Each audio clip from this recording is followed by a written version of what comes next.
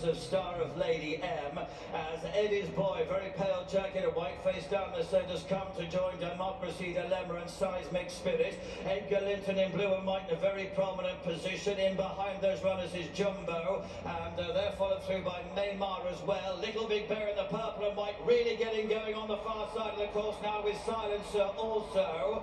And as they run down, here's Rocket Rodney, the red and white nearest to us. Rocket Rodney and Little Big Bear together. Eddie's boy between those. They race to the closing stages in red. Rocket Rodney in purple. Little Big Bear. He was big enough today though. Little Big Bear to Rocket Rodney, and behind those is Eddie's boy, and they're followed in by Chateau and Jumbo not far behind in fourth and fifth.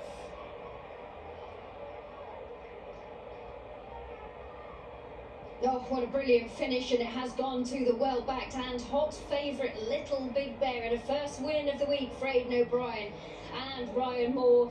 And a really good shout for Rocket Rodney from you as well, Kevin, who's just very nearly reeled the favourite in. Yeah, fantastic race, Alex. They've come from opposite ends of the draw here. The winners come from stall 2, Rocket Rodney's come from stall 21.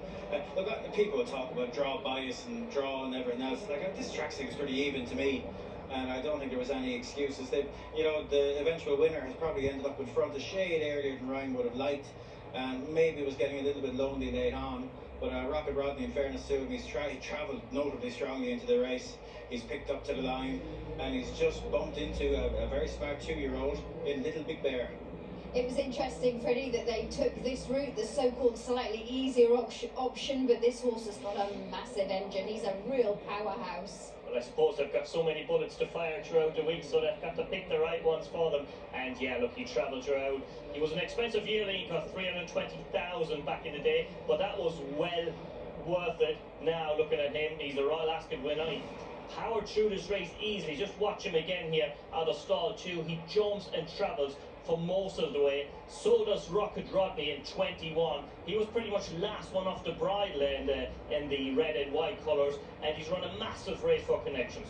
Really has, and that obviously was a winner at Goodwood last time, and George Scott said he'd got such a nice temperament. But this is about Aidan O'Brien and Ryan Moore again. Aidan O'Brien, a 77th Royal Ascot victory, and for Ryan Moore, that's number 67. He's riding like a man possessed this season, Kevin. He is. Looking, it just hasn't dropped for him so far this week, but I don't think that was his fault.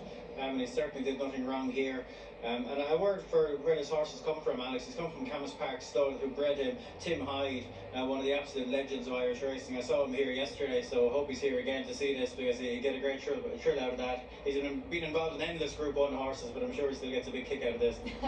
You'd be probably in the wrong job if you're not getting a kick out of a Royal Ascot winner, but look at the price he's returned, 6-5 favourite, almost like defeat was out the question, Fred. Yeah, exactly. Obviously, when the money's down like this, he must have been working the house down at home in Ballydoyle, and obviously his last run at Naas was rock solid when Shamey Heflin rode him on that occasion. And look, the job is done by probably the best team in the world. Yeah, certainly.